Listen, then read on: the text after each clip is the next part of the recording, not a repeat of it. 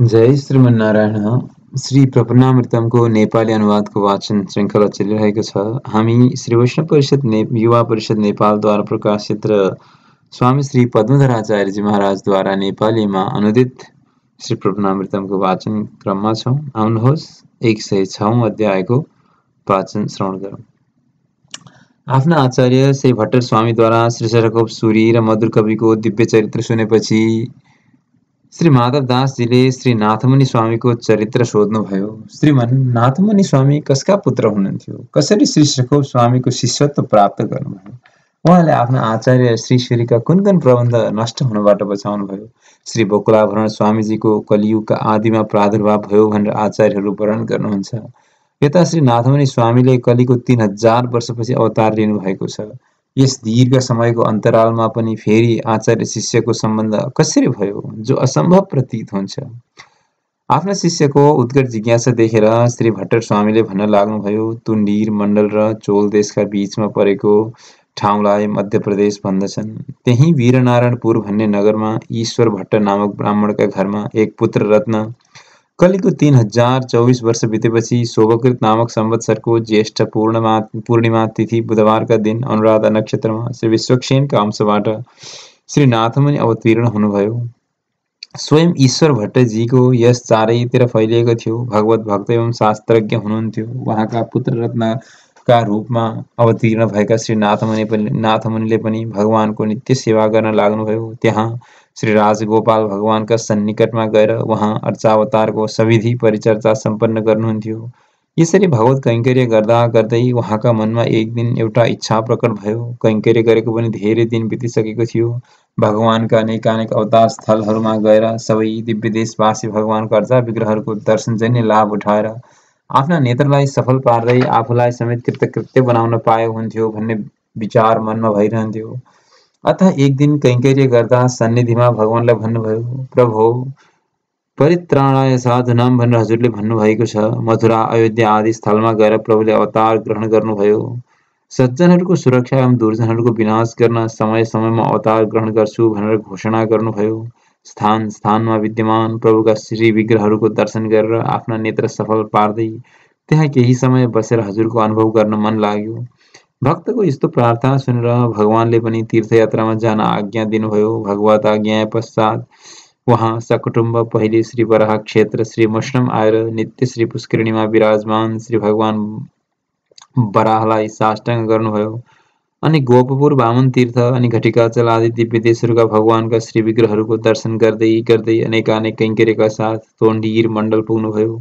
त्यहाँका सबै दिव्य देशहरू भ्रमण गरेर उत्तरतर्फ लाग्दा पहिले श्री वेङ्कटाचल आइपुग्नुभयो। श्री वेङ्कटेश भगवानलाई सादर साष्टाङ्ग प्रणिपात गरेर उहाँ श्री विठ्ठल भगवान, श्री कुर्मनाथ भगवान, श्री बालकृष्ण भगवान, मायापुरका श्री मधुसूदन भगवान, गोवर्धनका श्री गोवेशधारी गोपाल भगवान, भवहनका श्री पद्मलोचन भगवान, गंगा सागरका श्री विष्णु भगवान, चित्रकूटका श्री राघव भगवान, वृन्दावनका श्री नन्दनन्दन भगवान, कालियादहमा गोविन्द भगवान, हरिहर क्षेत्रमा श्री शालग्राम भगवान एवं अयोध्याका श्री रामचन्द्र भगवानलाई साष्टाङ्ग प्रणिपात निवेदन गर्दै गर्दै यमुना तटका काली भौरीहरू र तमाल वृक्षहरूको भरपूर मनोरम छारी बनेका छटामा आइपुग्दा त मन त्यहाँबाट अन्त नजाने भयो। अनि त्यही गोवर्धन ग्राममा निवास गर्दै सकल कला कुशल नटवर नागर वेशधारी श्री कृष्ण भगवानकै नित्य परिचर्या गर्दै केही कालसम्म त्यही रहनुभयो। भगवान राजगोपालले एक रात सपनामा तिमी अब तुरन्त म कहाँ आऊ भन्नुभयो। यो कुरा गोवर्धन धारीलाई सुनाउनु भएछ। श्रीकृष्ण गोवर्धन हरिले पनि हुन्छ त अब उतै जाऊ भन्ने आज्ञा दिएपछि श्री नाथमुनि स्वामी बाटामा पर्ने अनेक भगवत स्थल दिव्य देशहरूको दर्शन गर्दै गर्दै पतित पावन श्री जगन्नाथ भगवानका सन्निधिमा पुग्नुभयो। जगन्नाथ भगवानको दर्शन गरी सिंहाचलमा श्री नरसिंह भगवानलाई प्रणाम गरेर श्री वेङ्कटगिरीलाई नित्य वैकुण्ठ सम्झी स्वामी पुष्करिणीमा स्नान गरी वेङ्कटेश भगवानको दर्शन गरेर घटिकाचलमा पुगी श्री नरसिंह भगवानको दर्शन गर्नुभयो। त्यसपछि गृध्र सरोवरमा विजय राघव भगवानको दर्शन गरी श्री काञ्चीमा वरदराज भगवान त्यहाँका अरू दिव्य देशहरूलाई समेत दण्डवत गरी भिक्षारण्यमा वीर राघव र श्रीनिवासपुर वर्ण पुष्करिणीका किनारमा सबैको कल्याण गर्ने लक्ष्मी माताको दर्शन गर्दै महिषारपुर पुग्नुभयो।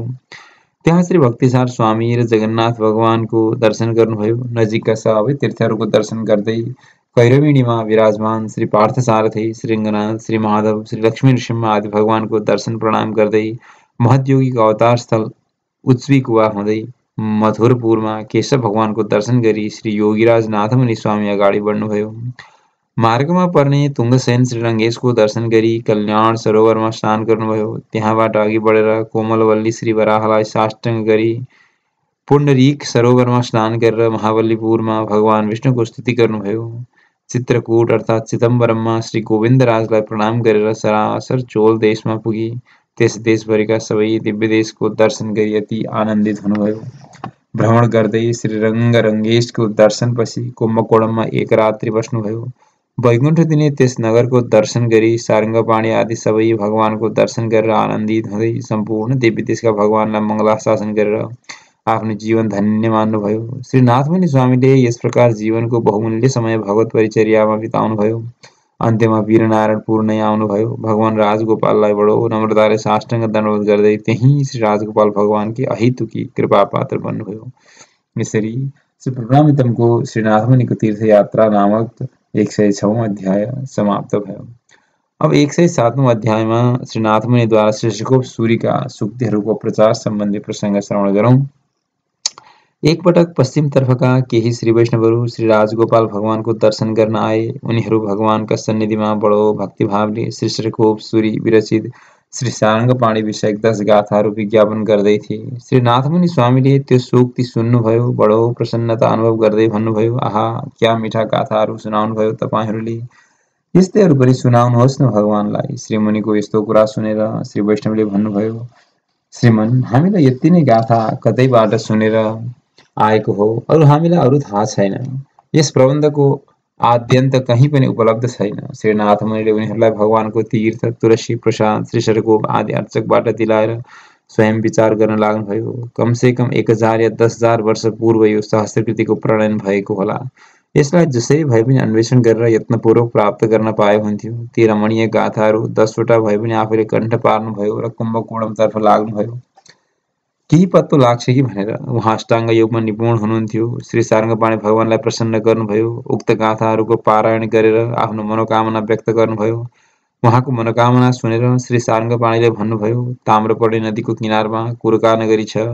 त्यहाँ इमलीको टोड्कामा श्री ऋषिकोप सूरीको नित्य निवास छ। हे अनघ, उहाँले नै प्रबन्धहरूको रचना गर्नुभएकाले त्यहीँ गएर उहाँबाट सहस्रकृति प्रबन्ध प्राप्त गर। भगवानको आज्ञा पाएर श्री कुरकापुरी आउनुभयो र श्री रमामित्र भगवानलाई साष्टाङ्ग गरेर परमाचार्य श्री ऋषिकोप सूरीलाई इमलीको टोड्कामा दर्शन गर्नुभयो। त्यसपछि श्री मधुरकवि स्वामीका सन्निधिमा गएर साष्टाङ्ग गर्नुभयो। त्यहाँ रहेका श्री मधुरकविका शिष्य पराङ्कुश दास नामकका श्री वैष्णवलाई सोध्नुभयो, बोक्लाभरण षडकोप स्वामीका सबै सूक्ति पाठ गर्ने यहाँ कोही महाभाग हुनुहुन्छ होला। उहाँका सबै सूक्तिहरू सुरक्षित छन् कि छैनन् भनेर सोध्नुभयो। श्री नाथमुनिका कुरा सुनेर श्री पराङ्कुश दासजीले भन्नुभयो, श्रीमन, श्री ऋषिकोप मुनिका प्रबन्धहरू आज सर्वथा अन्तर्ध्यान छन्। सूरीले लोक कल्याणका लागि चारै वेदको सारांश रूप 4 प्रबन्धहरू रचेर वेदान्त ज्ञानलाई द्राविडी भाषामा सर्वसुलभ बनाइदिनु भएको थियो। उहाँको त्यो सहस्रकृति प्रबन्धमा विलक्षण शक्ति थियो। सारा शास्त्रको सार स्वरूप भएको हुनाले मोक्ष प्रदाता थियो। वास्तवमा मोक्षार्थीहरूका लागि नै त्यसको प्रणयन गर्नुभएको थियो। श्री मधुरकविलाई मोक्षार्थी भन्ठानेर त्यो सुम्पिदिनु भएको थियो। उपदेश गर्दै गर्दै आफ्नो उमेर पुगेपछि उहाँ शीघ्र नै वैकुण्ठ जानुभयो। पाठावसाने मोक्षः अर्थात् पाठ सकिने साथ पाठकलाई मोक्ष मिल्ने सहस्रकृतिको महत्त्व थियो। मुक्ति हुन्थ्यो पनि। यसरी पछि आएर सहस्रकृति अनिष्टकारक छ, पढेपछि मान्छे मरिहाल्छ भन्ने अभ्यास फैलियो। हुन पनि पापीले पढे पनि सहस्रकृति ज्ञान गरेपछि जीवात्मा मोक्ष प्राप्त गर्दथ्यो। फलतः केही मूर्खहरूले आफ्नो तामसी प्रवृत्तिका कारण यसलाई पाठ गरे पनि पाठ गरिसक्ने बित्तिकै नभन्दै सबै वैकुण्ठ गए अनि उनका बान्धवहरूले यो पढेपछि मान्छे मर्छन् भनेर हल्ला गर्न थाले। यस प्रकार अग्रिम अनिष्टको शङ्का गरी ग्रन्थलाई नदीको प्रवाहमा बगाइदिए। भाग्यवश यस ग्रन्थको एक पानो नदीको प्रवाहमा उँभोतिर बग्न थाल्यो। कुनै विद्वानले टिपेर पढ्दा त महान अर्थकारी दिव्य सुधा पो भएको पाए। ती खुसी भए, तर के गर्नु, त्यसमा केवल 10 गाथा मात्रै थिए। अहो, यस्तो दिव्य प्रबन्ध कहाँ पढ्न पाइन्छ र भनेर दुःख मनाउ गरे। त्यही 10 गाथा मात्र संसारमा यतिखेर उपलब्ध छ, अरू छैन। हे महात्मन, हाम्रा गुरु श्री मधुर कवि स्वामीजीलाई शठकोप सूरीद्वारा सहस्र गीतिको उपदेश भएको थियो। श्री मधुर कवि स्वामी त भगवत कैंकर्यमा सदा निरत हुनुभई श्री गुरुका अनुग्रहको पात्र हुनुभयो। यसै ग्रन्थको अनुभव गरेर केही कालपछि श्री वैकुण्ठधाम पाल्नुभयो। उहाँ जानुभएको पनि धेरै समय भइसक्यो। अथ अब त्यो प्रबन्ध प्राप्त गर्न एकदमै दुर्लभ देख्छु। तर अब एउटै उपाय हुन सक्छ। यदि तपाईँले यी 10 गाथा जुन उपलब्ध छन् तिनीहरूलाई 12,000 आवृत्ति श्री बकुलाभरण स्वामीजीका सन्निधिमा पाठ गर्नुभयो भने र श्रेष्ठको प्रसन्न भएर समस्त ग्रन्थ फेरि तपाईँलाई प्रस्तुत हुन सक्ला। आचार्यपरि श्री पराङ्कुश दासजीका यस्ता कुरा सुनेर फटाफट स्नान सन्ध्या सकेर श्री नाथमुनिजी अत्यन्त भक्तिभावनाका साथ ती 10 गाथाहरू धमाधम पारायण गर्न लाग्नुभयो। उक्त संख्या पूरा भएपछि श्री महालक्ष्मीले श्री शठकोपलाई आज्ञा दिनुभयो, श्री नाथमुनिको इच्छा पूरा गर। यस्तो आज्ञा श्री लक्ष्मी माताबाट पाएपछि श्री बकुलाभरण स्वामीजीले नेत्र खोल्नुभयो, प्रत्यक्ष हुनुभयो। श्री नाथमुनि स्वामीमा शिष्यका सबै लक्षणहरू परिपूर्ण थिए। आस्तिकता, धर्मशीलता, पवित्रता, श्री वैष्णवता, गम्भीरता, कुशलता, धैर्यता एवं व्यक्तित्व आदि शिष्यका लक्षणहरू बताइएका छन्। श्री शठकोप स्वामीले शिष्य नाथमुनिलाई श्रीकृष्णले अर्जुनलाई गीताको उपदेश गर्दा दिव्य नेत्र प्रदान गर्नुभए चाहिँ दिव्य नेत्र र दिव्य कर्ण प्रदान गर्नुभयो। तत्त्वत्रय रहस्यत्रयको ज्ञान प्रदान गर्दै समस्त्र सहस्र गीति वाङ्मयको उपदेश गर्नुभयो। यस दिव्य प्रबन्धलाई शान्त गम्भीर भएर भगवानको ध्यान गर्दै पाठ गरे भने त्यसलाई परमपद प्राप्त भइहाल्छ। हे वेदान्तिन, उपर्युक्त प्रक्रियाले श्री नाथमुनिले श्री शठकोप सूरीबाट समस्त तत्त्वार्थ सहस्र गीतिबाट प्राप्त गर्नुभयो।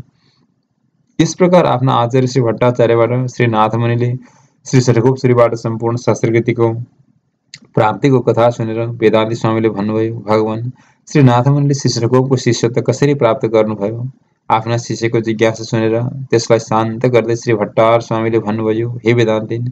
त्यसबेला श्री नाथमुनिले शठकोपसँग भन्नुभयो, हे स्वामिन, यसमा कसैको अवतार सूचक पद्य छ, उहाँ को हुनुहुन्छ भनिदिनुहोस्। श्री शठकोपले पछि एक आचार्यको अभ्युदय हुनेछ भन्ने सङ्केत संस्कृतिमा दिनुभएको छ। त्यसलाई पूर्णता दिन कुनै मूर्ति निर्माण गर्न सिपालु कर्मीलाई सपनामा शठकोप स्वामीले यस्तो प्रकारको मूर्ति बनाउनु भनेर आज्ञा दिनुभएको थियो। शिल्पीले आज्ञा बमोजिम स्वप्नबाट उठेर आचार्यको रूपमा श्री रामानन्द स्वामीको विग्रह बनाएर श्री नाथमुनिलाई दिए। श्री नाथमुनिले जीवनभर त्यो विग्रह आफूसँग राखेर पछि श्री पद्माक्ष भन्ने स्वामीलाई सबैको सम्झाएर दिनुभयो। श्री पद्माक्ष स्वामीले श्री रामेश्वर स्वामीलाई दिनुभयो।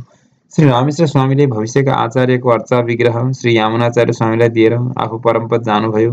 यसरी आचार्यको अवतार हुने कुरा श्री नाथमुनिलाई नै श्री शठकोप स्वामीले सम्झाइ बुझाइ गरेकोले पछि गएर कुनै पनि अप्ठ्यारो नभइकनै श्री यमुनाचार्य स्वामीद्वारा पनि श्री गोष्ठीपूर्ण स्वामीलाई त्यो अर्चा विग्रह प्रदान गरी भइसकेको थियो। श्री गोष्ठीपूर्ण स्वामीले पनि त्यो अर्चा विग्रह आफ्नी पुत्री श्री देवकीलाई दिनुभएको रहेछ। पछि श्री यमुनाचार्यले नै श्री रामानन्द स्वामीलाई देखेर चिन्नुभयो, यिनै हुन् त्यो अर्चा विग्रहवाला भनेर पहिचान गर्नुभयो। भेट भयो, तर कुराकानी भने हुन नपाउँदै आफू वैकुण्ठ जानुभयो। पछि श्री गोष्ठीपूर्ण स्वामीसँग श्री रामानन्द स्वामीले मन्त्रार्थ श्रवण गरिसकेपछि श्री देवकीले त्यो अर्चा विग्रह एकाएक लोप भएको देखिन् र श्री रामानन्द स्वामी साक्षात् विष्णु भगवानकै श्री शेष स्वरूप भएको कुरो प्रत्यक्ष भयो। दिव्य प्रबन्धको पोलिहा भन्ने सूक्तको स्पष्टार्थ स्वरूप श्री यतिराजको अवतार हो। मोक्ष प्रदान गर्न भविष्यदाचार्य विग्रह यतिराजले हुनुहुन्थ्यो, त्यो अर्चा विग्रह उहाँमै लिप भयो। श्री नाथमुनि आदि आचार्यहरूको मुक्ति र श्री शठकोपको मुक्ति पनि उनै श्री यतिराजका सम्बन्धले निश्चित छ। श्री हारित ऋषिलाई पहिले भगवानले कलियुगमा वैदिक धर्म नष्ट भएपछि तिनै हारित गोत्रमा नै सर्वधर्म ज्ञाताको अवतार हुन्छ भनेर वरदान दिएको कुरो हारित स्मृतिमा छ। उनैको सम्बन्धबाट संसारका सबैको मोक्ष हुनेछ भन्ने कुरा सुनेर केही शिष्यहरूले एकपटक श्री यतिराजको कैंकर्य गर्दा सोधेका थिए भन्ने कुरा यादवाचल महात्म्यमा आएको छ। पहिलो स्वरूप अनन्त, दोस्रो स्वरूप श्री लक्ष्मण, तेस्रो स्वरूप बलराम र कलियुगमा कुनै आचार्यको रूपमा अवतार हुनेछ जसलाई चौथो स्वरूप मानिनेछ भनेर भनिएको छ। हे आचार्य, हामीलाई यस कुरामा शङ्का उत्पन्न भयो, यो चौथो रूप भनेको कसलाई हो भनी सोधे। श्री रामानुजले शिष्यवर्गलाई यताउता गरेर टार्न खोजे पनि असाध्यै जिज्ञासा गरेर धेरै प्रार्थना गरेकोले श्री रामानन्द स्वामीले त्यो चौथो मलाई नै भनेको हो भन्नुभयो। अतः हे वेदान्ती, तिमी श्री रामानुजाचार्यलाई नै मोक्ष प्रदाता सम्झ। आफ्ना आचार्य श्री भट्टार स्वामीका मङ्गलमय बाणीलाई सुनेर श्री वेदान्तीले फेरि सोध्नुभयो, स्वामीजी, आचार्य श्री शठकोपसँग सम्पूर्ण दिव्य प्रबन्धको ज्ञान प्राप्त गरेपछि श्री नाथमुनि स्वामीजीले के गर्नुभयो? शिष्यको जिज्ञासा सुनेर प्रसन्न श्री भट्टर स्वामीले भन्नुभयो, हे माधव, श्री सडकोपबाट ज्ञान प्राप्त गरेर श्री नाथमुनि स्वामी उहाँकै कैङ्कर्यमा रहन लाग्नुभयो। श्री नाथमुनिको आचार्य कैङ्कर्य निष्ठा देखेर श्री राजगोपाल भगवानले श्री नाथमुनिलाई सपनामा, हे भक्त, अब तिमी पुनः श्री वीरनारायणपुर फर्केर आऊ र प्रपन्न श्री वैष्णवहरूलाई उक्त ज्ञानको कालक्षेप गर र उनीहरूको पनि रक्षा गर भनेर आज्ञा गर्नुभयो। श्री सडकोप स्वामी र त्यहाँका अर्चक श्री पराङ्कुशाचार्य स्वामीलाई श्री राजगोपाल स्वामीको आज्ञा सुनाएर विदा पाई श्री नाथमुनि स्वामी श्री वीरनारायणपुर फर्किनुभयो। बाटामा श्री कुम्भकोणममा श्री सारङ्गपाणि प्रभुको दर्शन गर्दै श्री वीरनारायणपुर आइपुग्नुभयो। श्री राजगोपाल भगवानका आज्ञाले उहाँका सन्निधिमा समस्त भक्तवृन्द प्रपन्न भागवतहरूलाई दिव्य प्रबन्धको कालक्षेप सुरु गर्नुभयो। आफ्नो आचार्य सडकोपको यस फैलाउने विचारले सम्पूर्ण शास्त्र गीतेलाई छन्द गीतबद्ध आफ्ना दुई भान्जाहरूलाई सिकाउनुभयो। उनीहरूद्वारा श्री राजगोपाल भगवानलाई पाठ गराएर सुनाउनुभयो। श्री रामायणमा लवकुशले रावण गाएकै जस्तो गरी उहाँका भान्जाहरूले दिव्य प्रबन्ध गाए। भगवत भागवत सन्निधिमा भक्तहरूले आज पनि यसलाई यसरी नै गाउने गर्दछन्। यसरी श्री प्रभुनामृतमको श्री नाथमुनिद्वारा श्री सडकोप सूरीको सूक्ति प्रचार सम्बन्धी 107औं अध्याय समाप्त हुन्छ। अब अगाडि 108औं अध्यायको नेपाली अनुवादको वाचन श्रवण गर्नेछौँ। त्यसबेला देवगान मर्त्यगानमा निपुण विदुषी दुई वेश्याहरू पैदा भएका थिए। दुवैको रूप एवं गुण असाध्यै राम्रा थिए। ती दुवै कतै हिँडे भने जनमानसमा कसै कसैको ईर्ष्याजन्य स्वोत्कर्षको भावना प्रकट हुन्थ्यो। ती दुवै वराङ्गनाहरू एकपटक चोलराजको सभामा उपस्थित भएका रहेछन्। तिनी दुवै आफ्ना आफ्ना ढङ्गले खुब नाच्दैछौ, लौ त बाजी लगाएर को राम्रो नाच्ने भने जस्तो गरेर मस्तसँग सभामा नाच्न लागे। त्यस सभामा उपस्थित सबैले मानवीय गान र नृत्यलाई मन पराए। निपुण ती नर्तकीको प्रशंसा गर्दा गर्दा गरे। अर्की देवनृत्य निपुण भएकीको नृत्यमा चाखै दिएनन्। आफ्ना अगाडि जाबो भगवान नृत्यलाई राम्रो, यस्तो राम्रो देवगान नृत्य जस्तो महान वस्तुको चाहिँ प्रवाह नगरी घृणा गरेको देखेर देवगान निपुण नर्तकी गायिकाको विशारद वार वनिताले यिनीहरू मर्त्य विभूति एवं रसमा नै विदग्ध भएका कारण हाम्रो उपेक्षा गरेका होलान् भन्ठानिन्। अब यस देवगान नृत्यको महान कार्य मन्दिरमा देवताहरूका समक्षमा गर्नुपर्छ भन्ने विचार गरी देवनृत्य दलले विचार गरे। बिचारा यिनी मानवगान मात्र जानेकाहरूलाई यस सम्बन्धी महत्त्वको के ज्ञान भनेर प्रत्येक भगवानका मन्दिरमा गई भगवानका सामने गएर नाचगान गर्न लागे। यसरी भगवानको सामने नाचगान गरेर प्रसन्न हुन लागे। एक दिन श्री राजगोपाल भगवानका मन्दिर वीरनारायणपुरमा नृत्य गर्दै थिए। उनीहरूले नाचगान गरिरहेका बेला अष्टाङ्ग योग निपुण एवं समस्त देवकलाहरूमा निष्णात श्री नाथमुनि स्वामी पनि अकस्मात उपस्थित हुनुभयो। उहाँले तिनी वारवनिताको कला देखेर अत्यन्त प्रसन्न हुनुभयो। ती नर्तकीलाई नाना पुरस्कार दिएर भगवानको तीर्थ सठारी तुलसी प्रसाद समेत दिन लगाउनु भएर तिनलाई विदा गर्नुभयो। स्वामीजीको त्यस्तो अनौठो गुणग्राहिता देख्दा ती वारवनिता पनि छक्क परिन्। चोल महाराज कहाँ आएर उनले भनिन्छन् राजाले पनि उनको कला हेर्न अनुरोध गरेका रहेछन्। हेर्नुहोस्, यदि यस भूतलमा कलाको महान पारखी श्री नाथमुनि स्वामीलाई पनि ल्याउनुहुन्छ भने हामी उहाँका अगाडि मात्र आफ्नो कला प्रदर्शन गर्छौँ, नत्र अरूले हाम्रो कलाको मर्म जान्दैनन्। राजाले पनि श्री स्वामीजीलाई वराङ्गनाहरूको प्रस्ताव स्वीकार गरेर ससम्मान बोलाउन पठाए। स्वामीजीको स्वयं अगवानी गरेर उच्च सिंहासनमा बसाए। राजसभामा स्वामीजीको स्वयं पूजादि गरेर त्यस नृत्य सभाको अध्यक्षता गरिदिन अनुरोध गरे। अब दुवै वराङ्गनाहरूको आफ्नो कलाको प्रदर्शन प्रारम्भ भयो। अब नाचगान सकिने बेला भयो। सबैले मर्त्य वराङ्गनाको मुरी प्रशंसा गर्न थाले। नृत्यको कार्य समाप्त भयो। पुरस्कार दिने समय आयो। श्री नाथमुनिजीले तिनी देवगान विशारद नर्तकीलाई मुरी प्रशंसा गर्दै उनैलाई पुरस्कार प्रदान गर्नुभयो। स्वामीजीको निर्णयले सबैले स्वामीजीसँग प्रार्थना गर्न लागे, हे नाथमुनिजी, हामीहरूलाई पनि यो महान देवगान कलातर्फ अभिरुचि गराउने विद्या प्रदान गर्नुहोस्। सबैको प्रार्थना सुनेर श्री नाथमुनि स्वामीजीले पनि चोल राजा र सबैका सामने देवगानका ताल सुर र अनेक दाउपेच बारे स्वयंले कला प्रदर्शन गरी देखाउनु भयो। श्री नाथमुनिको त्यस्तो महान कलाकारिता देख्दा राजा किन प्रसन्न हुँदैनथे। स्वामीजीलाई नाना प्रकारका पुरस्कारहरू प्रदान गर्न खोजे, तर सर्वतः अपरिग्रहत्व पालक श्री योगीवर्यले राजालाई आशीर्वाद र धन्यवाद प्रदान गर्नुभयो र कुनै पनि वस्तु स्वीकार नगरी वीरनारायणपुर फर्कनुभयो। अब सबैतिर यो समाचार फैलियो। स्वामीको देवविद्या पारङ्गत शक्ति देखेर आसपासका चारै तर्फबाट स्वामीजीको शिष्य बन्न मानिस आउन थाले। स्वामीका प्रमुख 11 शिष्यहरू थिए, जस्तै पद्माक्ष, कुरुकापाद, श्रीकृष्ण, लक्ष्मीनाथाचार्य आदि। देवगान विशारद 2 जना भान्जा थिए, तीमध्ये पनि श्री पद्माक्ष प्रमुख हुनुहुन्थ्यो। श्री नाथमुनि स्वामीबाट यिनी शिष्यहरूले आफ्नो रुचि अनुसार वेद, वेदान्त, श्री वैष्णव सिद्धान्त, सहस्र गीति, अष्टाङ्ग योग आदि विषयहरूमा एक एक शिष्य एक एक विषयमा पारङ्गत हुनुहुन्थ्यो।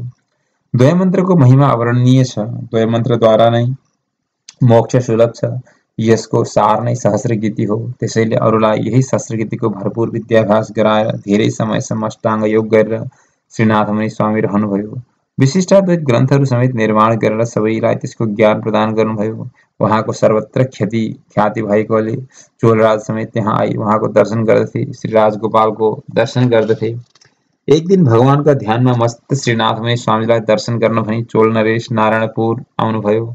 उहाँका साथमा रानीहरू र अरू पनि शहरवासी थिए। चोल नरेशले श्री राजगोपाल भगवानको दर्शन गरी श्री योगीराज नाथमुनि स्वामीको पनि दर्शन गर्नुभयो र दरबारतिर फर्कनुभयो। त्यस समयमा योगमा रहनुभएका श्री नाथमुनिलाई भगवान श्रीकृष्ण गोपिनीहरूका साथमा आएर केही उत्तम उत्तम वाक्यहरू बोलेर त्यही मार्गबाट जानुभए जस्तो लाग्यो। त्यसपछि स्वामीजी योगबाट निवृत्त भई गाउँ नगरमा बडो भक्तिभावले व्याकुल भएर भगवानलाई पछ्याउँदै म पनि आउँदैछु भन्दै राजगाईकै बाटामा कुद्नुभयो। शिष्यहरूले स्वामीजीको त्यस्तो बेहोसीपना देखेर सम्झाई बुझाई आफ्नो कुटीरमा फर्काएर ल्याउनुभयो। यस्ता प्रकारले अष्टाङ्ग योग निपुण श्री स्वामी भगवानको ध्यानमा मस्त ध्यान गर्दै भगवानका अनेकानेक चरित्रहरूको अनुभव गर्नुहुन्थ्यो। एक दिन स्वामीले कुरुकानाथ नाम गरेका एक शिष्यलाई मसँग भएको अष्टाङ्ग योग सिक भन्दा तुरन्त गुरु आज्ञा मानी योग विद्या सिके। त्यही कुरुकानाथ शिष्यलाई आफ्नो अष्टाङ्ग योगको दीक्षा दिनुभयो।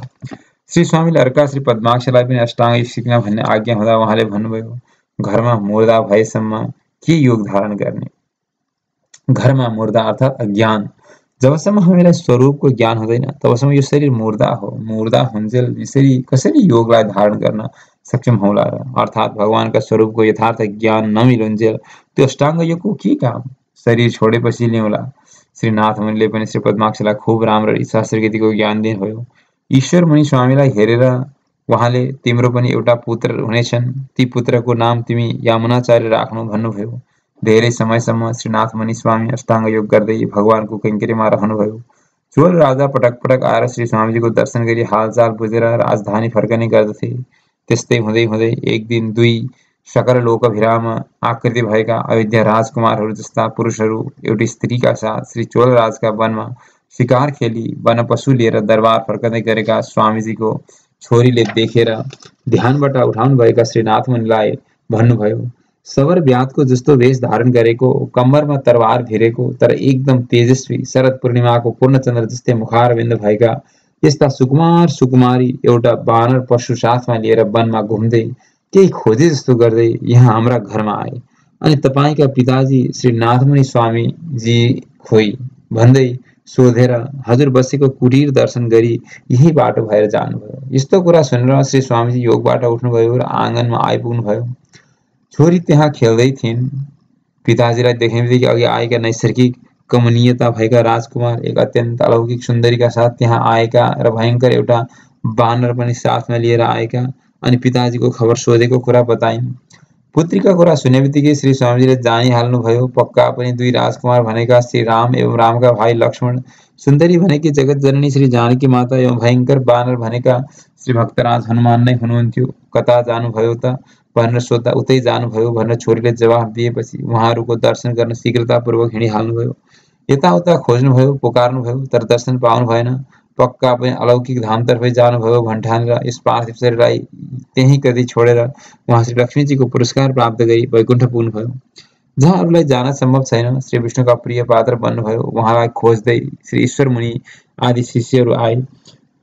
अन्तिममा चरम विग्रह मात्र पाए। कोलाहल भयो।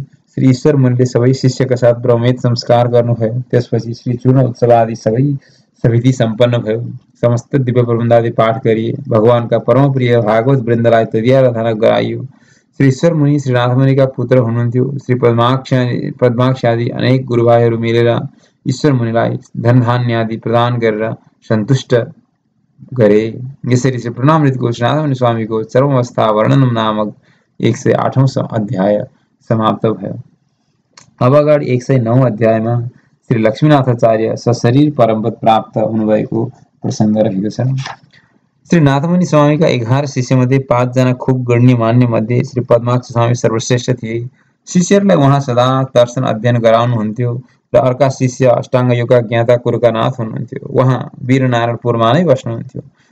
अनि ती दुई देवगान सम्पन्न जो हुनुहुन्थ्यो उहाँहरू आचार्य आज्ञाले देवगानबाट श्रीनाथ भगवानलाई प्रसन्न पारी श्रीरङ्गमै रहनुभयो र श्री पद्माक्ष स्वामीकै बराबर ज्ञान प्राप्त गरेका श्री कृष्ण लक्ष्मीनाथाचार्य स्वामीले जगलाई वास्तवमय मान्दै सशरीर परम्पर प्राप्त गर्नुभएको थियो। श्री भट्टार्य स्वामीको उपरोक्त आश्चर्यको कुरा सुनेर श्री वेदान्ती स्वामीले भन्नुभयो, श्रीमान हजुरले अहिले भर्खरै सशरीर वैकुण्ठ सवारी जानुभयो भन्नुभएका श्री कृष्ण मुनि श्री लक्ष्मीनाथाचार्यजी कहाँका निवासी हुनुहुन्थ्यो? कसरी सशरीर वैकुण्ठ जानुभयो? यो सबै दासलाई सविस्तार बताउनु। शिष्यको बढ्दो ज्ञान पिपासा तृप्त गर्दै श्री भट्टर स्वामी वर्णन गर्न लाग्नुभयो। हे वेदान्ती, सावधान भएर सुन। अब श्री कृष्ण लक्ष्मीनाथाचार्यको परमपद यात्राको वर्णन गर्दछु। उहाँको कथा सुन्ने भन्ने भावन मानव यस लोकमा सारा पापबाट मुक्त भएर भक्तिपूर्ण बन्दछन्। उहाँको अवतार पनि यस संसारमा वास्तवमा लोकरक्षाका लागि नै भएको हो। जसरी श्री शेरगोपले संसारलाई परमपदको साधन अनुरूप संस्कृति प्रदान गर्नुभयो भने श्रीकृष्ण लक्ष्मीनाथाचार्यले श्रीकृष्णनाथले संस्कृतिमा उल्लेख शब्दगानलाई अनुष्ठान प्रदान गर्नुभयो। श्रीकृष्ण मङ्गल क्षेत्रको एक दिव्य कुटीरमा श्रीमन्नारायणकै अनुकम्पाले ज्येष्ठ कृष्ण पक्षको श्रवण नक्षत्रमा श्रीकृष्ण लक्ष्मीनाथाचार्यको एक ब्राह्मण कुलमा अवतार भएको थियो। समयमा यज्ञोपवीत संस्कार भयो। तदनुसार नै ब्रह्मचर्यमा गुरुकुलमा रहँदा प्रतिदिन सबैले स्नान आदि कर्महरू गरेपछि उहाँ वेदाध्ययन गर्नुहुन्थ्यो। शास्त्र अध्ययन गर्ने कुलमा पण्डित हुनु भएकोले समयानुकूल आफू समान नै कुलमा पाणी ग्रहण सम्पन्न भएको थियो। वैदिक धर्माचरण, शास्त्राभ्यास, सदाचार जस्ता महान अभ्यास गर्दै मातृदेव भव, पितृदेव भव, आचार्य देवो भव आदिको पूर्ण बालक मात्र नभई अतिदेव भव जस्तो वाक्यको अनुष्ठान पनि हुन्थ्यो। श्रीनाथ मुनि स्वामीद्वारा पञ्चसंस्कार संस्कृत निष्ठा सम्पन्न मात्र नभई उहाँबाट दिव्य प्रबन्ध श्री सदीका गुण रहस्यहरू समेत सुनेर यज्ञावस्थाका पराकाष्ठमा पुग्नु भएको व्यक्ति हुनुहुन्थ्यो। समस्त वेदान्त वाक्यका अर्थकर्ता निर्णयकर्ता हुनुहुन्थ्यो। श्री प्रहलादको समान भक्ति र श्री वैष्णवता एवं श्री नारद ब्रह्मर्षि समान हरिनाम संकीर्तनमा परायणता थियो। आफ्ना आचार्यकै जस्तै प्राय सबै कलामा निपुण हुनुहुन्थ्यो। मधुर कवि स्वामी जस्तै उहाँ पनि पञ्चमोपानिष्ठ हुनुहुन्थ्यो। आफ्ना आचार्यको विनियोग स्वरूप श्रीकृष्ण मङ्गल क्षेत्रका श्रीकृष्ण भगवानका सेवामा परायण हुनुहुन्थ्यो। यस प्रकार श्री कृष्ण लक्ष्मीनाथाचार्य स्वामी भगवत भागवत सेवामा श्री विष्णुचित्त स्वामी श्री प्रकाश स्वामीकै सरह हुनुहुन्थ्यो। उसै गरी तुलसी पुष्पाले सेवा सम्मान गर्नुहुन्थ्यो। उहाँको यस्तो कैङ्कर्य निष्ठा देखेर भगवान श्रीकृष्ण पनि सोच्न लाग्नुभयो, द्वापरमा मैले अर्जुनलाई निमित्त बनाएर चरम श्लोकको उपदेश गरेँ, तर त्यस्तो लोकरक्षा गर्न खोज्दा पनि त्यस मन्त्रको अनुष्ठान गरेनन्। मेरो नाम भक्तवत्सल हो, तसर्थ मैले यदि अहेतुकी कृपा गरिन भने लोकरक्षा सम्भव छैन भन्नुभएको हुनाले श्रीको सूर्यले पनि चरम श्लोककै अर्थमा उत्कर्ष ल्याउने प्रयत्न गर्नुभयो। त्यो पनि यस्तै उस्तै भएर लेखबद्ध नै रह्यो। अध्ययन गर्ने धेरै भएनन्। अतएव यिनी कैङ्कर्यनिष्ठ महान श्रीकृष्ण लक्ष्मीनाथाचार्यलाई नै शास्त्रकृतिको अर्थानुष्ठान गराएर लोकरक्षार्थ गर्नु पर्यो। अब म आफै मेरा प्यारा भक्तका हृदयमा विशेष रूपले विराजमान हुनु पर्यो र लीला गर्नु पर्यो भन्ने सोचेर त्यसै गर्नुभयो। श्री कृष्ण लक्ष्मीनाथाचार्य स्वामीको प्रख्याति सुनेर उहाँको दर्शन गर्न भनेर ठाउँ ठाउँबाट धेरै भक्तहरू आउने गर्दथे। उस बेला 2 जना शूद्र भक्तहरू आफ्ना अति प्यारा कुकुरहरू समेतलाई साथ लिएर त्यहाँ दर्शन गरौँ भनेर आएछन्। अलि परे आफ्ना कुकुरहरूनिर जुत्ता फुकालेर राखी भगवानका सन्निधिमा साष्टाङ्ग प्रणाम निवेदन गर्न भनेर गए। स्वामीजी पनि त्यस मन्दिरमै रहनुहुन्थ्यो। उनीहरूका साथमा आएका इमान्दार कुकुरहरू बाहिर आफ्ना मालिकका जुत्ताको रक्षा गर्दै थिए, तर अर्को जुत्ता चाहिँ खान पाए कस्तो मिठो हुन्थ्यो भनेर एकअर्काको जुत्तामाथि आँखा गाड्दै थिए। दुवैले ङ्वार गरेर झगडा सुरु गरे। दुवैको घोर गर्जना सुनेर सबैको नजर त्यतै पर्यो। एकले अर्कालाई बेसरी टोक्यो र भुइँमा पछार्यो। घाइते कुकुरको रगत बग्न थाल्यो। त्यतिकैमा त्यस घाइते कुकुरका मालिक दर्शन गरेर निस्किए। आफ्नो कुकुरको त्यो अवस्था देखेर उनले क्रोध थाम्न सकेनन्। जित्ने कुकुरले आफ्नो कम्मरमा रहेको तरबार झिकेर छ्याक्क 2 टुक्रा गरिदियो। त्यतिकैमा 2 टुक्रा हुने कुकुरको मालिक आइपुग्यो र आफ्नो कुकुरको त्यो हालत देखेर त्यस हत्यारा उपर जाइलाग्यो। भयानक दृश्यका साथ रोमाञ्चकारी युद्ध गर्दा गर्दै सुन्दोपसुन्द भन्ने न्याय अनुसार एकअर्कालाई काटेर दुवै मारे। यिनीहरूको भयानक युद्धलाई देख्ने श्री लक्ष्मीनाथाचार्य स्वामी पनि भगवत कैंकर्यको सन्दर्भमा त्यतैतिर हुनुहुँदो रहेछ। सुरुदेखि सबै घटनाका विषयमा विचार गर्दै हुनुहुँदो रहेछ। दुवै मालिक शूद्रहरू मरेका विषयमा उहाँले यस्तो अनुभव गर्नुभयो। ओहो, यो सेवावृत्तिबाट आफ्नो जीविका चलाउँथे। भक्त वत्सलताका कारण जाबो पालेका कुकुरका लागि दुवैले प्राणसम्म पनि दिए। धर्म अधर्मको ज्ञानदेखि धेरै टाढा रहेका यिनी शूद्रहरूमा त यस्तो अचम्मको भक्तवत्सलता छ भने जगतपिता जगन्माता श्री लक्ष्मीनारायण, जो विश्वका स्वामी जीवका माता पिता हुनुहुन्छ, जसका वात्सल्य गुणको उपयोग चिरकालदेखि अपराधी बनेका यिनै जीवहरूको उद्धारमा नै भइरहेको छ। यसको मनोविनोद वासुदेवमयम जगत मान्ने प्रपन्न शरणागतिको रक्षा गर्नमै प्रयत्नरत रहन्छ। त्यस्ता भगवानका भक्तवत्सलताको सीमा झन् कस्तो होला भन्ने विचार गर्दा गर्दै उहाँ टोलाउनु भएछ। हे वेदान्तिनी, आरब्धस्य संकल्पः प्रातिकूलस्य वर्जनं रक्षस्यति विश्वासो गोप्तृप्त वर्णम तथा भन्ने न्यायले स्वप्रवृत्तिको पद्धतिमा आफ्नो समस्त भार श्रीमन नारायणकै उपर छोडिदिनु भयो। कुकुर जस्तै 4 हात गोडा टेकेर थपक्क चुपचाप एउटा वृक्षमुनि बस्न लाग्नुभयो। आफ्ना सबै नित्य कर्महरू पूर्ण रूपमा त्यागिदिनु भयो। कसैले आफ्ना इच्छाले दिएको अन्न जो प्राप्त हुन्थ्यो त्यही ग्रहण गरेर सन्तुष्ट हुन लाग्नुभयो। स्वामीजीको यस्तो अचम्मको स्वानुवृत्ति देख्नेहरूको आश्चर्यको सीमा रहेन। अहो, भगवानको कस्तो विडम्बना! हेर त, त्यस्ता महान भक्तको पनि यस्तो दशा हुँदो रहेछ। ओहो, भाग्य भनेको कसले जान्दो रहेछ र? वास्तवमा यस संसारमा प्रारब्ध नै त महान रहेछ नि। मानिस आफ्नो प्रारब्ध अनुसार नै सबै चिज प्राप्त गर्दछ र सबै चिज गुमाउँदछ पनि। प्रारब्ध अनुसार सुख दुःख पाइन्छ। नभए त्यस्ता महान भक्तले यस्तो किन हुनु पर्यो? भक्तवत्सल भगवानले पनि प्रारब्धलाई परिवर्तन गर्न किन नसकेको होला? यस्ता वितराग महात्मा मतिभ्रम भएर आज कसरी पशुवत अवस्थामा आइपुगे? वास्तवमा प्रारब्ध पनि त पूर्व जन्मदेखि नै त बन्दो रहेछ। पूर्व जन्मदेखि बन्दै आएको प्रारब्ध अनुसार नै जीवनको चक्र अगाडि बढ्दो रहेछ।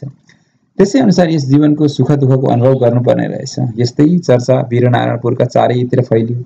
भगवानको इच्छा यहाँ अचम्मको भयो। एक रात सबै नागरिकहरूलाई भगवानले एउटै सपना दिनुभएछ। सपनामा सबैलाई भोलिका दिनमा श्री कृष्ण लक्ष्मीनाथार्यलाई मोक्ष दिन्छु भन्नुभयो। अन्त्यमा श्री भगवानले पनि सोच्नुभयो, अब मैले यी भक्तलाई मोक्ष दिनु अत्यावश्यक छ। नभन्दै भोलिपल्ट श्री कृष्ण लक्ष्मीनाथार्य स्वामीले 4 हात खुट्टा टेक्दै भगवानको मन्दिर अगाडिको जलाशयमा स्नान गरेर बलिपीठमा आएर पहिले प्रदक्षिणा गर्नुभयो। भगवानले उहाँलाई पनि त सपनामा सबै कुरो बताउनु भएकै थियो। बडो अचम्मको दिन थियो त्यो। सबै जनताहरू मोक्ष प्राप्तिको अनौठो अवस्थाको उत्सव दर्शन गर्न भनेर मन्दिर वरिपरि खचाखच थिए। त्यसरी बलिपीठ परिक्रमा गरेपछि स्वामीजी श्री मण्डपमा पस्नुभयो। द्वारपाललाई प्रणाम गर्नुभयो। भक्तवत्सल भगवानका पादार विन्द अगाडि पुग्दा भगवानको नेत्रबाट एक दिव्य विद्युत पुञ्ज झलझल प्रकट भयो। त्यो महान ज्योति लोप हुँदाखेरि त श्री कृष्ण लक्ष्मीनाथार्य स्वामीको देह पनि त्यहाँ देखिएन। भगवानले आफूमै महान भक्तलाई मिलाउनु भयो। धन्य हो श्री भगवानको भक्तवत्सलता। यो चरित्र भन्ने सुन्ने सबैले भगवानका चरणको भक्ति प्राप्त गर्दछन्। यसरी श्री प्रपन्नामृतमको श्री लक्ष्मीनाथाचार्य स्वामीले ससरी परम्पर प्राप्त हुनुभएको प्रसङ्ग समाप्त भयो। अब 110औं अध्यायमा श्री पद्माक्ष सूर्यको अवतार वर्णन हुँदैछ। अब फेरि श्री वेदान्ती स्वामी श्री भट्टर स्वामीसँग सोध्नुहुन्छ, श्रीमन श्री नाथमुनि स्वामीजी यस संसारमा कति वर्षसम्म रहनुभयो भनेर सोध्नुहुन्छ। उत्तर दिँदै श्री भट्टर स्वामी भन्नुभयो, श्री नाथमुनि स्वामी 300 वर्षसम्म पृथ्वी तलमा रहनुभयो अनि धातु नामक संवत्सरको माघ महिनाको एकादशीका दिन परमपद जानुभयो। कथा अघि बढाउँदै अब फेरि वर्णन गर्नुहुन्छ। श्री नाथमुनिका 11 शिष्यहरू मध्येका एक शिष्य श्री पद्माक्ष स्वामी आफ्ना आचार्यका आज्ञानुसार श्री वैष्णव दर्शनको वृद्धि गर्दै हुनुहुन्थ्यो। श्रीरङ्गमको वायव्य कोणपट्टि 3 कोश पर महिती क्षेत्रको श्वेतगिरीमा श्री पद्माक्ष भगवानको निवास छ। त्यही चित्रा नक्षत्रका दिन श्री विश्वक्सेनका अंशबाट श्री पद्माक्षाचार्यको अवतार भयो। व्रतबन्ध भएपछि श्री वीरनारायणपुरमा श्री नाथ मुनिका सन्निधिमा साङ्गवेदाध्ययन गर्दै बस्नुभयो अनि आचार्यकी आज्ञाले केही समयसम्म श्रीरङ्गममा रहनुभयो। यो प्रसङ्ग श्री पद्माक्ष स्वामीको हो। अब अगाडि श्री कुरुका नाथको वैभव सुन्नुहोस्। पाण्डे देशको श्री कुरुकापुरीमा पौष मासको विशाखा नक्षत्रका दिन श्री कुरुकानाथ स्वामीको अवतार भयो। उहाँ पनि श्री वीरनारायणपुरमा नै आएर श्री नाथमुनि स्वामीसँग पञ्चसंस्कारले सुसंस्कृत हुनु भएर श्री पद्माक्ष स्वामीका साथ त्यही श्री गुरु आश्रम श्री वीरनारायणपुरमा बसेर श्री नाथमुनिबाट अनेक विद्या समेत पढ्नु भएको थियो। पछि श्री यमुनाचार्य स्वामीलाई यहाँले नै अष्टाङ्ग योगको नासो बुझाउनु हुनेछ। आफ्ना आचार्यदेव श्री नाथमुनि स्वामीले भौतिक शरीर त्याग गरेकै ठाउँमा रहेर श्री कुरुकानाथ स्वामीले पनि अष्टाङ्ग योगको अनुष्ठान गर्नुभयो। यस प्रकार यस लीला विभूतिमा जीवनको 107 वर्षसम्म अनुरञ्जित हुँदै अन्त्यमा उहाँले पनि पाँचभौतिक शरीर त्यागिदिनुभयो। शरीर परित्याग गरेर भगवानको नित्य विभूति सवारी भयो। अब श्री राममिश्र स्वामीको प्रसङ्ग। कावेरी तटमा मणक्कड नामक पावन एक नगरमा विद्वानहरूकै आवासस्थल थियो।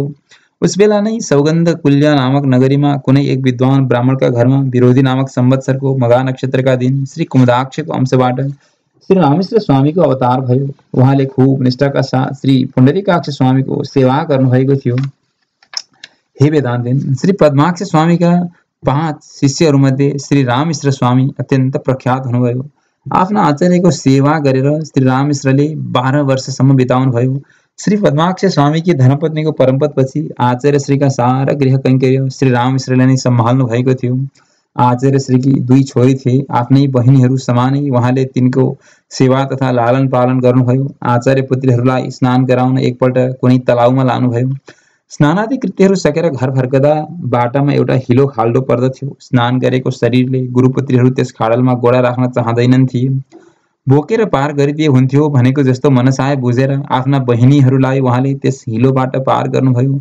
छोरीहरू घर गएपछि श्री पद्माक्ष स्वामीलाई पनि यो कुरो अवगत भयो।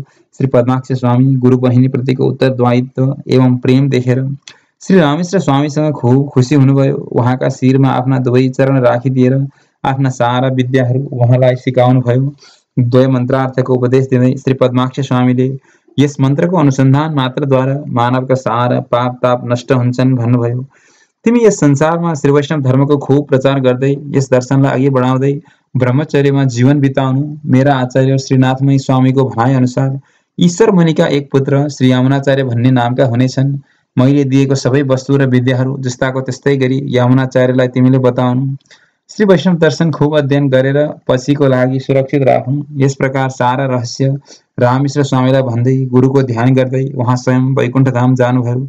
आचार्य पुण्डरीकाक्षको प्रयाणले श्री राममिश्र स्वामीलाई बडो शोक भयो। शोक गरेर भएन, अन्तिमका सबै कृत्यहरू सम्पन्न गर्नुभयो। यसरी श्री प्रपन्नामृतमको श्री पद्माक्ष सूरी अर्थात् श्री पुण्डरीकाक्ष स्वामीको अवतार वर्णन नामक 110औं अध्याय समाप्त भयो। जय श्रीमन्नारायण।